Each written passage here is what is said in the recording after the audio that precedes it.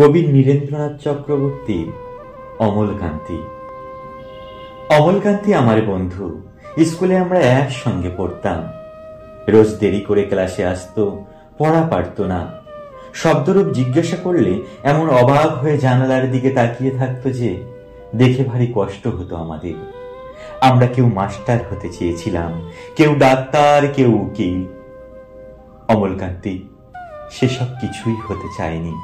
সে রোদ্দুর হতে চেয়েছিল, ক্ষান্ত বর্ষণ কাক ডাকা বিকেলের সেই লাজুক রোদ্দুর, জাম আর জামরুলের পাতায় যা নাকি অল্প একটু হাসির মতন লেগে থাকে।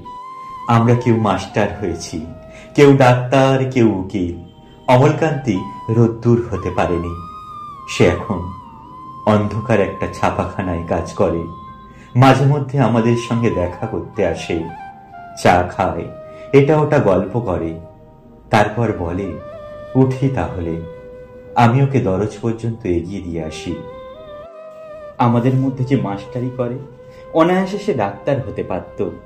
যে ডাক্তার হতে চেয়েছিল, উকিল হলে তার এমন কোনো ক্ষতি হতো না। অথচ সকলের সব ইচ্ছে পূরণ হলো, এক অমলকান্তি ছাড়া।